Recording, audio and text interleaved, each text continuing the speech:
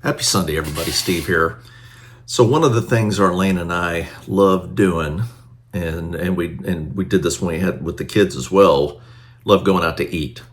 And what we really love is finding a place that what's that '80s sitcom Cheers, where everybody knows your name, and to go to a place like that where they recognize you when you come in, you're kind of a regular. They take good care of you. The food's good.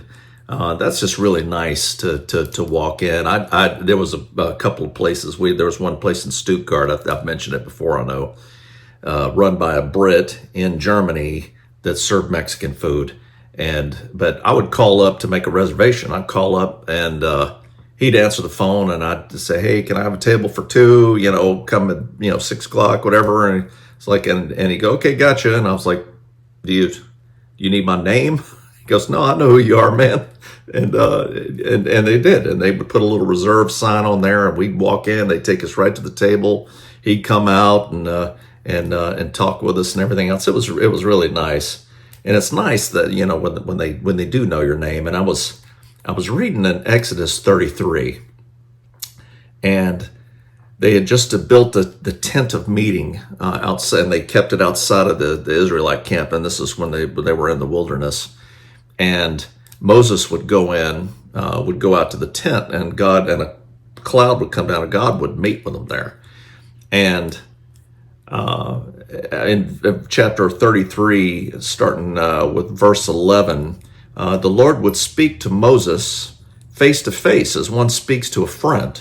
Then Moses would return to the camp. At his young age, Joshua, son of Nun, did not leave the tent. So Moses would meet with God there.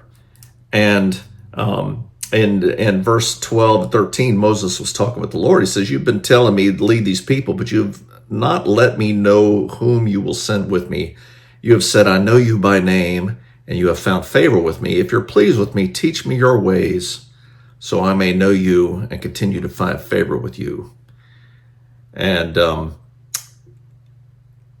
I just thought that was really interesting. And in verse 17, the Lord, and I've talked about that before, how humble Moses was. And the Lord said in verse 17, the Lord said to Moses, "I will do the very thing you have asked, because I am pleased with you, and I know you by name." And I thought that was really interesting. I know you by name. And I was reading a little bit about that. And what does that mean? And specifically the word know. I know you by name. And I was doing a little bit of research and looking, and found some things people have said. In the ancient Near East culture, to know somebody like that is a sign of intimate knowledge of their identity and their character. To show, and this shows the fact he says this shows God's interested in the lives of his people is not distant. And it shows that God values and responds to those who are closely with him. And then later on, Moses, it's a pretty bold thing. In verse 18, Moses said, "Now show me your glory." And I'd love to see you. And basically God says that nobody can look at me. No human can look at me and live. I mean, it's just I just imagine it's just too magnificent. I mean, it basically takes a heavenly body to be able to look at God. So God said, he's going to take you out a place where you can stand in kind of a nook of a rock. And what God would do is he was going to take his hand and put it over the cleft and hide as he walks towards Moses. And then as he passes, he'll remove his hand, and Moses could see God's back. I just always thought that was an amazing story. But again, circling back around, the word to know, and I was looking in the Hebrew word for know in this case is yalda.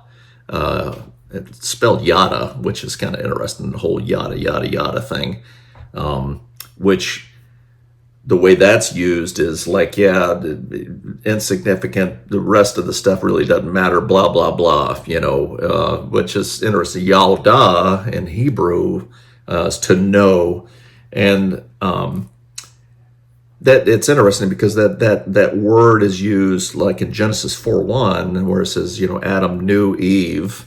And the relation, that's a word used for the relationship between a man and a woman, that close, intimate, to know somebody. A broader meaning is to perceive, to learn, to understand, and experience. It's an intimate relationship between God and his children is the word to know. And like that song, I mean, it's how nice it is to go where everybody knows your name, to go someplace where they know you, like in those restaurants, and how that was to know that God knows me, and to know that he knows you that well, that intimate knowledge of everything about you holistically. There's a holistic understanding. The Hebrew culture, to knowing someone is a holistic knowing. Yeah, everything about you, your character, and everything else. And also looking at carrying this over, where else this is used in Psalm 139. Beautiful. Starting with verse 1, you have searched me, Lord, and you know me.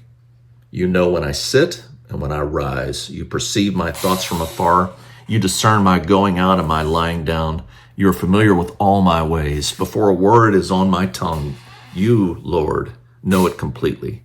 You hem me in behind and before, and you lay your hand upon me. Such knowledge is too wonderful for me, too lofty for me to attain. That's a nice feeling, knowing God knows you and knows who you are, and he loves you. I mean, I think about sometimes how people are afraid to open up to other people because part of them is afraid that, well, once I do that, once you really see me and who I am, you're not going to like me. God knows you. God knows you front to back, and he loves you because he created you, and he loves you, and he sent his son to die for you. And that's nice. That's a nice feeling, knowing somebody that knows you that well, that he knows you by name as a Christian, and he still loves you. So that's reassuring. That's a good comfort for me. I hope this was a blessing for you. One of my resolutions this year is to be a lot more faithful about doing these. So I hope this was a blessing for you. Hope you have a great Sunday, and we'll see you next time. Take care.